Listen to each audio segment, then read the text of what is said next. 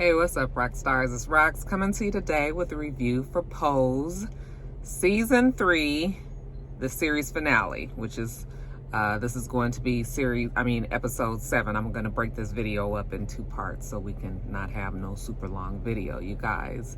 So anyway, we are at the end. I'm so glad we had this time together, just to have a laugh or sing a song. You guys know how the rest goes. I can't believe it's over already. Just 3 seasons. It's too bad. This show definitely deserved more. And it's done. It's a wrap. Actually, I was not disappointed with the series finale. Okay. Given what we've been through for this whole season, I feel like, okay, I was fine with it, you guys. So, I'll just, let's just get to the review, shall we? All right, you guys, so the show opens. This is for episode 7, remember. The show opens with Blanca. She is still working at the hospital. And she is diagnosing patients with thrush. There's a young man named Troy there, young white kid who has just recently been diagnosed, so he's new to the whole virus and trying to just kind of figure it out, nervous, scared, as you would be. And Blanca tells him all the uplifting things that she needs to tell him. You know, there's been some advances in the research, and, you know, people are living longer and healthier lives, even with the virus, you know, including herself. And yeah, so just kind of hang in there. It's going to be okay. So she's still working in the AIDS unit. Not quite a nurse yet. I thought she was at first. I wasn't quite sure when the timeline was, but yeah, she's still doing what she does best, which is make people feel good. Judy comes in and tells her that Prey has checked himself in the hospital, and Judy is all upset because, you know, he hadn't told anybody that he wasn't even feeling well. So they rush to his room, and it turns out now he has pneumonia. And the doctors have told him that his immune system cannot fight this, you know, that this is pretty much it. So, you know, of course, Judy wants to get a second opinion, and, you know, Blanca's trying to come in for the rescue, and he was just like, this is it. This is what they told me. Leave it alone. He cannot take another one of Blanca's uplifting speeches. I was just like, thank you, Prey. Okay. Because Blanca was ready to come in with the ammunition. So yeah, I think it's now time for everybody to face reality that Prey might be on his last days. So Blanca asks him if he has a will, and he says yes, his auntie has it. You know, back home, she's the one that's been put in charge.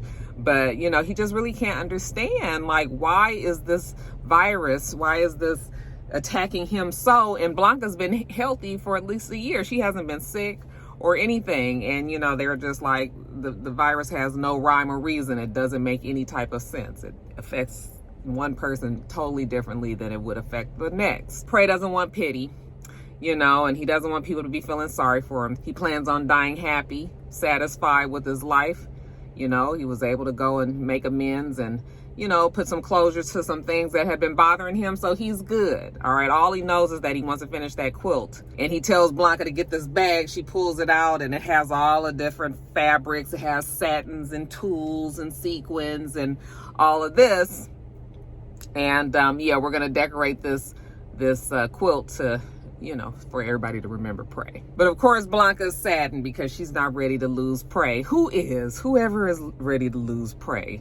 Okay, he is the show. Now, later on, some days or maybe weeks later, not really sure, but Troy is back in the hospital, and Troy looks very healthy, okay? As a matter of fact, Blanca didn't even recognize him at first. You know, he's like, it's me, Troy.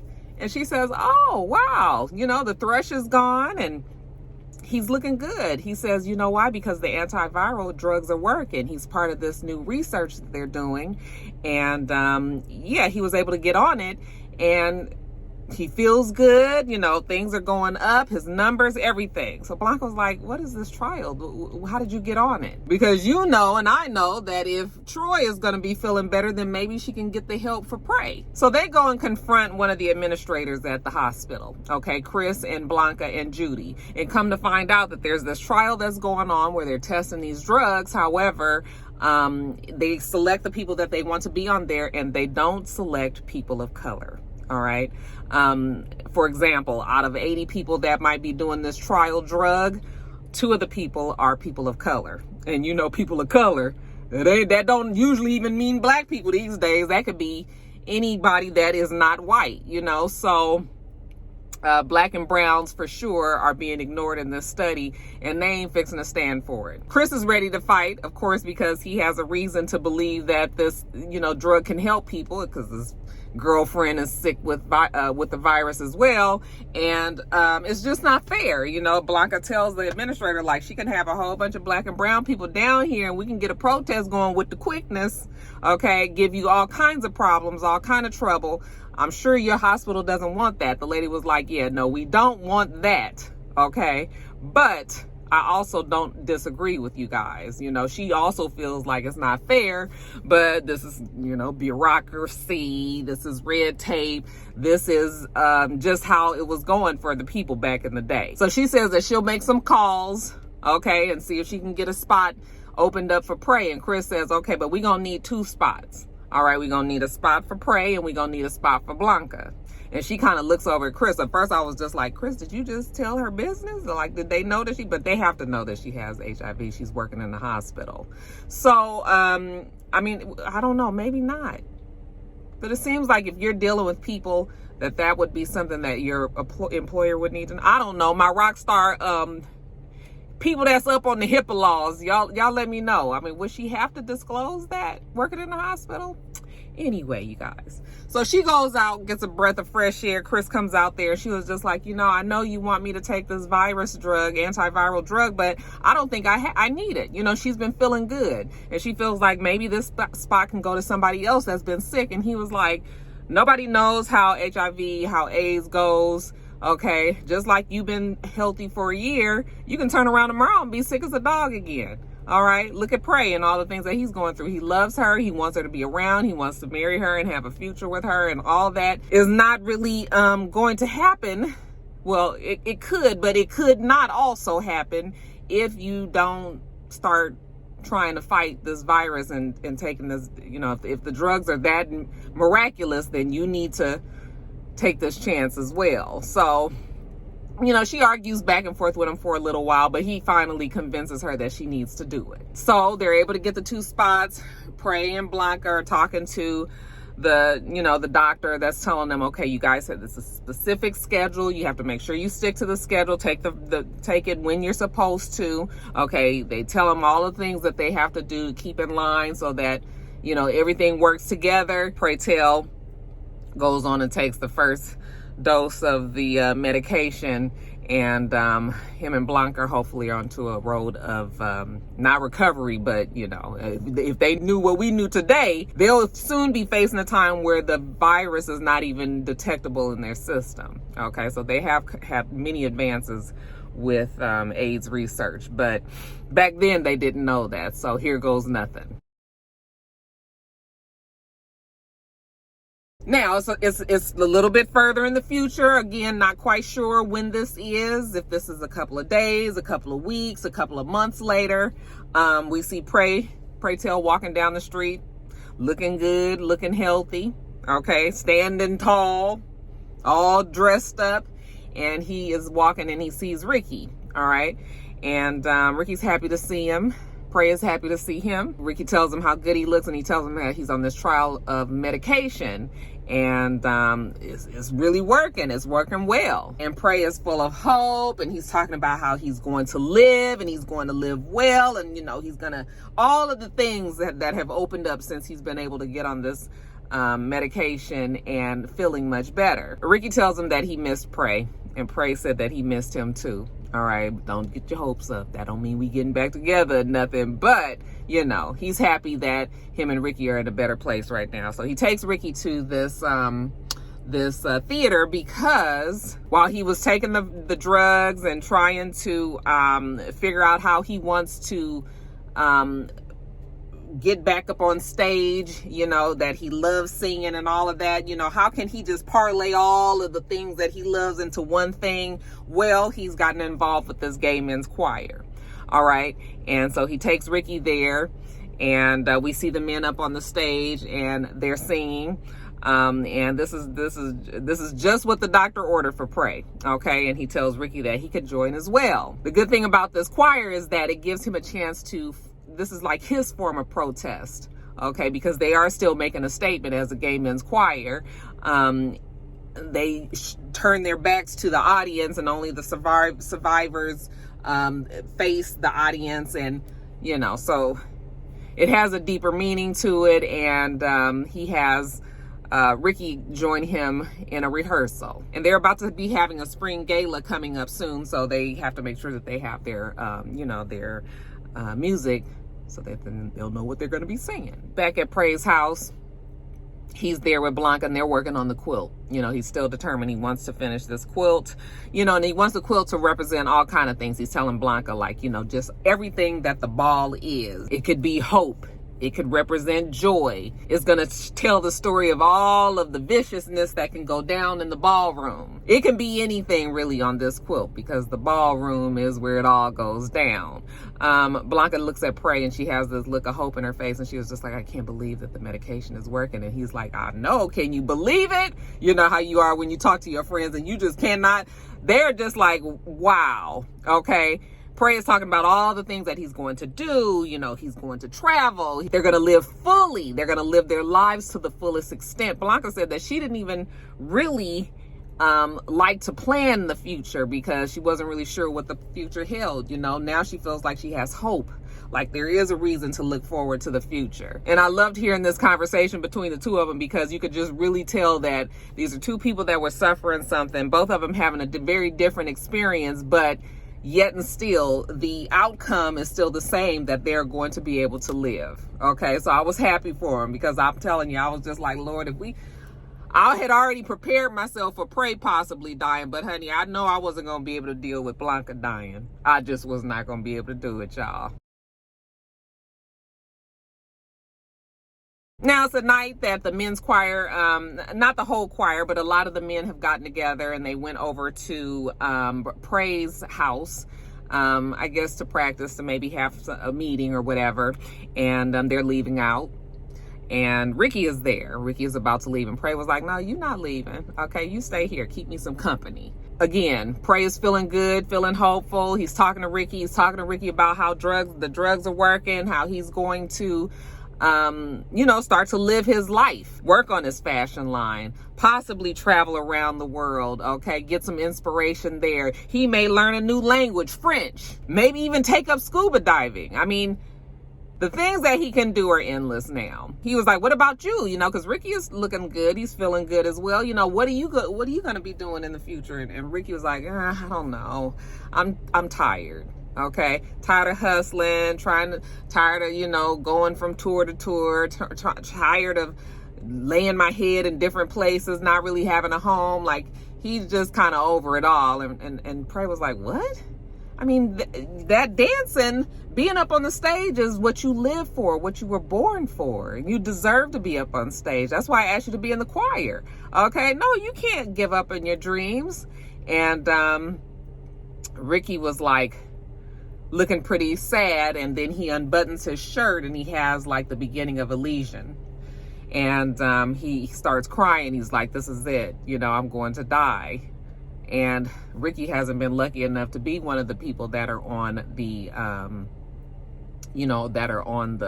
trial. So Prey tells him that he has him. He hugs him. I got you. And I'm sure that they were hoping that they were going to be able to get Ricky on this trial as well, but they threw away around their weight to get those 2 spots, and it looked like they ain't got much more weight to throw. So when Prey and Blanca and Judy are talking about, the trial and the fact that they can't get Ricky on it, the research team's saying that it has something to do with cost. Okay.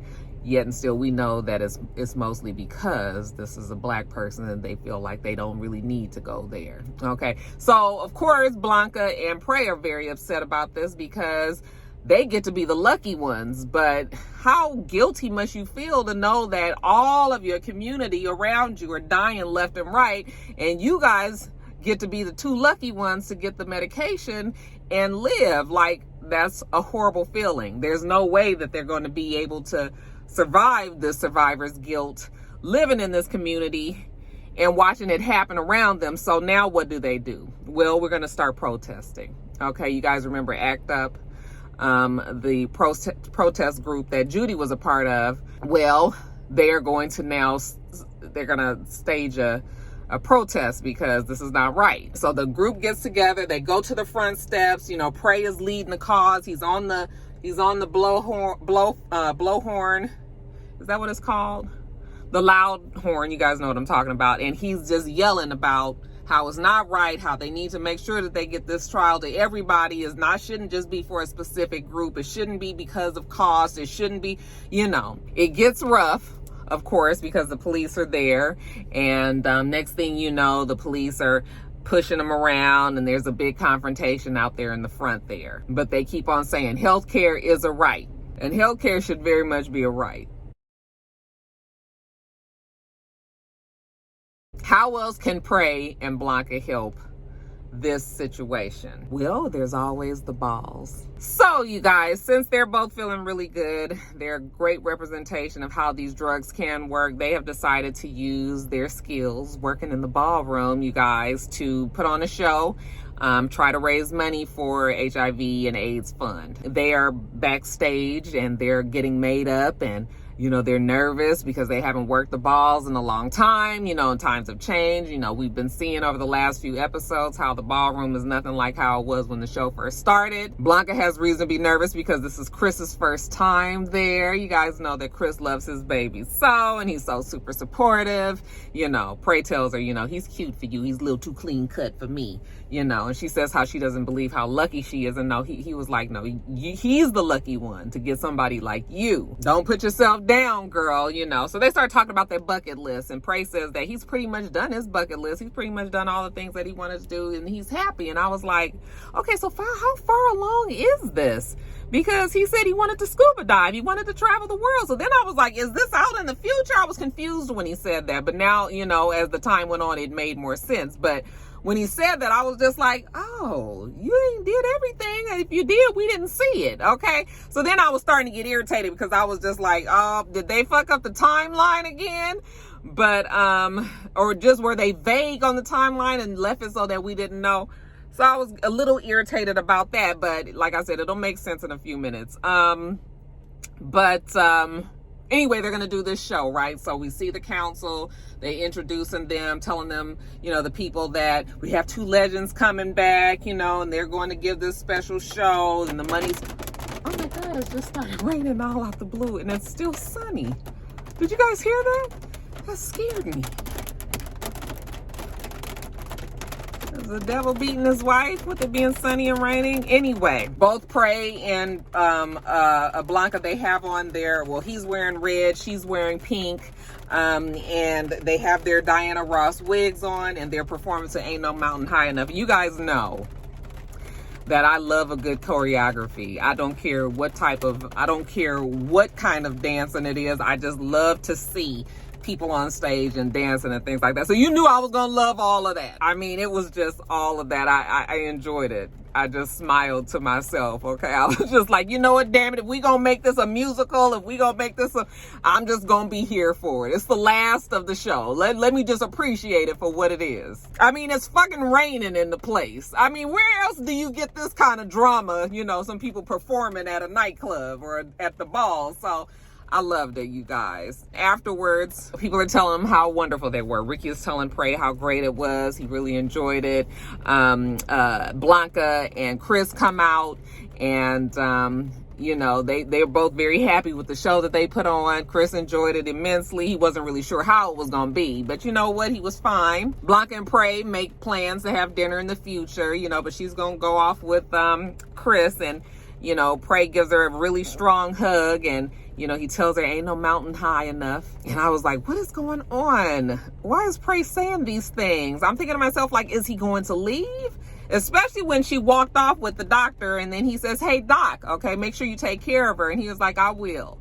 Okay. And he kind of had this look on his face, and I was like, Prey, are you about to leave town? Like, what is happening here? So next thing we see him, he's in his mirror in his room, in his house, and he's taking the makeup off of his face. And, you know, once he gets his makeup off and we just see clean face Prey, you know, he just kind of looks at the mirror sort of like, huh, you know, I did it. And I was just like, what did he do? What is going on? But whatever it is, it has a very final feel to it. So I was just like, I know Pray Tell is not about to kill himself. Okay, I'm just thinking about all of these things. I was just like, I'm confused. What's happening? You know, he gets up, he blows out the candles, okay, and then he walks down the hall and he has on this big white robe and it's blowing in the wind, you know, as he goes down the hallway. And I was just like, huh. The next morning when Ricky gets over there and he's like, Pray, you know, it's me, Ricky. Yo, you not up yet? As soon as he said that, I was just like, oh, Lord. Don't tell me this man is dead. Ricky goes into the room and he sees Pray and he's going, Pray, you know, Pray, wake up, Pray. Okay, he runs up to him and y'all, Pray is dead in the bed. I was like, what the fuck is going on? Did Pray just take all of that medication just so that he could kill himself? I just was so lost, you know. And of course, Ricky is frantic and he's panicking and he's trying to give him mouth to mouth and that's not working. So he rushes over and calls 911. But I just was like, he couldn't have killed himself. Why would he waste the trial, right? That's what I'm thinking. Then we see at the hospital when Blanca gets the news and she runs to the front where Ricky is, you know, they just brought Pray Tell into the hospital and she just looks at him like, where is Pray Tell? How is he? And Ricky was like, you know, I did everything, they did everything they could and that he's dead. And let me tell you, now I was good all the way up until now. When that Blanca did that scream, you guys, it broke my heart. Oh my God, I'm telling you, that was some of the best screaming that child had never did. I ain't never. Now, and she didn't have some emotional times, but when she started screaming and she broke down in his arms, you guys, I got the tears. I was just like, oh, because she was so hurt. And I was so hurt too, you guys, because how is it that Pray dies and they're on this medication? My mind just didn't even give me the room to think about what would have happened, you guys. I just was so upset. And so lastly, when Judy and Chris and Blanca and Ricky are talking, you know, they are still trying to figure out what happened. You know, they're like, I mean, maybe he got, Judy says that's the thing with the trial. You don't always know if you actually got the medication. You may have gotten the placebo, you know, and maybe he just felt better because he believed in his mind that he was getting better, but maybe he wasn't getting better. Maybe he had a placebo and maybe it affected his organs and his organs shut down, you know, even though still he was still feeling well. And maybe that's what happened. Blanca was just like, I mean, you know, you don't never know how these drugs will work.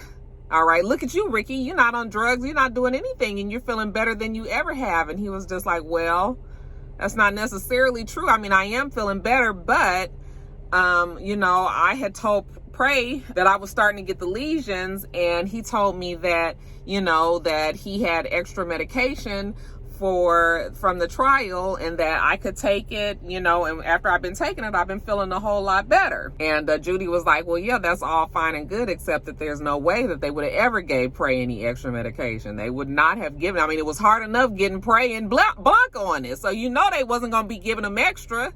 So that's when the realization hit Ricky, you know, that Pray actually was not taking the medication himself, but actually was giving it to Ricky. And I was just, you know, and of course Ricky breaks down and cries and they're all like, oh my God, Pray, why did you do this? I sat there and I was just like, how do I feel about this? I think that at first I was mad because I was just like, damn, Pray, like this is all that you wanted to do was to live. But then I also felt like maybe Pray felt guilty because they wasn't supposed to get the spot. They finally did get the spot only because of the connections that they had. Okay. And that kind of goes against his whole feeling that it should be for everybody in the first place. So maybe this was his way of making himself feel better and not feel guilty by giving Ricky the medication instead of him taking it himself. You know, maybe he did take some at the beginning. Well, we know he took some at the beginning. He told us that he took it and that was making him feel better. But when he stopped, then he started to, you know, regress again and wasn't doing well, even though his attitude and all, I don't know, you guys, but I was just so upset. I was just like, oh, pray. I mean, we love a hero, you guys. We do. I do. But I just was like, I didn't want to see him die, especially this way. And that is really something that I guess was an eye-opener, that these are the kind of decisions that people had to make back then when the drug wasn't that readily available for everybody, you know? So it puts things in perspective, but I still was just like, oh, why is Prey dead? Even when he was looking so good and feeling so good and so happy and so hopeful and had future in his, you know, in his sight, you know, Ricky being so much younger. I mean, I get it, you guys. I do get it. I think that it was harder as well because we didn't realize that Ricky and Prey's relationship was that strong, considering we didn't really get to see their relationship progress. We just saw that they first got together and then we saw at the end when they broke up. We didn't get to see all of the stuff. So it was kind of hard for me to feel like, you know, he would have sacrificed his life for Ricky when we didn't see the closeness, the bond that they had. I mean, they did do a good job of letting us see that they were that way, but it still was like hard for me. So I was just bummed. I was just like, oh my God, you guys, what that scream Blanca did, it like to kill me. All right, you guys. So like I said, I'm going to do these two shows in 2 parts. So this is the end of this one. Y'all stay tuned for the second one. Or I guess that's episode 8, really. Anyway, you guys, make sure that you rate, comment, and subscribe to the channel. I'm It's Rox. The channel is It's Rox, and everything else I do will be in the bottom bar. All right. So I hope that you have a wonderful, wonderful rest of your day, and I plan on doing the same. Till next time, rock stars. Bye.